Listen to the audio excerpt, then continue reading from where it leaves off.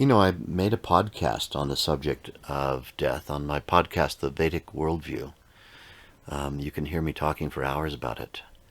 The thing is, the fear of death is a universal human experience. This was what you just now stated. That's because death is a universal human experience. These bodies are all dying. It usually occurs to us when we're about 4 or so years of age. It occurs to children that absolutely everybody, including them, the body's going to die. Bodies are dying all the time. Your body is dying right now. Right this minute, your body is dying. It's in a process that's irreversible. Longevity is a fatal and lethal condition. Doesn't matter how long you live, then you'll die. Supposing the reports from, the Torah or the Bible are accurate, and Methuselah lived to be 800 years of age, and then he died. Or Moses supposedly lived to be 500 years of age, and then he died. In other words, longevity is fatal. And so no matter how many years we're going to be in this body, we need right away to get over this idea that somehow death is avoidable. It's absolutely not. You can postpone it, and I highly recommend that we postpone dying. Postponement of death for as long as possible, because evidently with each passing year you accrue some wisdom and you get a little wiser.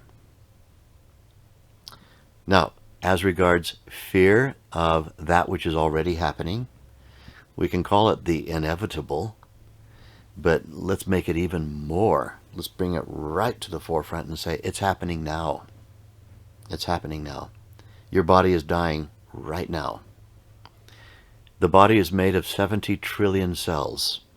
Right now, 200 million at least of those 70 trillion cells is in the process of dying.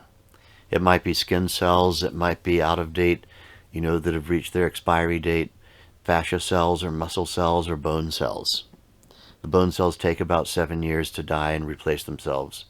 One by one, your whole skeleton will replace itself, cell by cell, over the next 7 years. Muscles, 5 to 6 years, fascia about 4 to 5 years, and skin every month. There's something in your body dying right now and getting replaced, but there's going to come a point where all the cells in the body agree to die at once, and there's not going to be any cell replacement anymore. There's not a single cell in your body here today that was here when you were, I'm making the assumption people watching this are of a certain age, but there's no cell in your body that was here 5 years ago, when you were 5 years old, when you were 10 years old, when you were 15 years old. Your body has died many times and replaced itself, and yet you are the same you inside there. I'm the same me inside here. I can remember being 5. I'm sure you can too. I can remember being 10 years of age. You can too.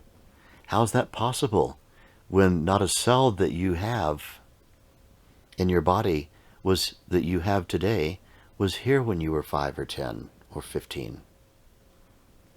Your body's died many times and you're still here. What does this tell us? It tells us that consciousness is not body dependent.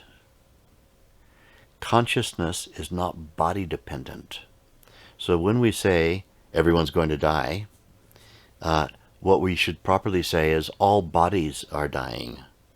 All bodies are dying, and all bodies will complete their process of dying. The process of dying will be completed at a certain point, body death. But consciousness already is surviving body death right now. Right now, body's dying. Body's been dying ever since sperm and egg met. Sperm and egg met, and this we call the zygote. The zygote evolves into embryo. Embryo evolves into fetus. Fetus evolves into neonate, the newborn baby. But from the time sperm and egg meet, death has begun. So the process of dying has started at the moment of the inception of life itself. Life is death. Life is body death. That's what life is. What are we learning, though? We're learning that consciousness is a continuum. People often talk about life and death as if these are the poles of opposites. Life and death. Life and death are not the poles of opposites. Life is a continuum. Body birth and body death. These are the poles of opposites. The two opposites, body birth, body death. Life is the continuum that lives right through all of this. It's like these beads here. One bead, another bead, another bead, another bead, like that. And there's a string that goes through all the beads. The string is life. And these beads are cellular masses. Cell mass dies, next cell mass dies, next cell mass dies, next cell mass dies, like that. And there's a continuum, life. Life can't be killed because it is not a killable thing. To quote the famous Bhagavad Gita, the great scripture and text of India from 5,000 years ago, you are consciousness. Water cannot wet it. Weapons cannot cleave it. Fire cannot burn it. It's immortal. Consciousness is immortal. Bodies are constantly in the process of dying. Dying right now. Dying from the moment of conception. So don't get depressed about this. You need to start experiencing that level of yourself that is alive and can't be killed. And where is that? It's that place that lies beyond thought. In our practice of Vedic meditation, we go to that place twice every day. And we identify with it. We identify with the immutable, immortal, non-change field, the absolute. The consciousness field that is the home of all the laws of nature. This is your true reality. If you haven't experienced this, and all you experience is being in a body, then you're experiencing right now being in death. Death and dying is all there is.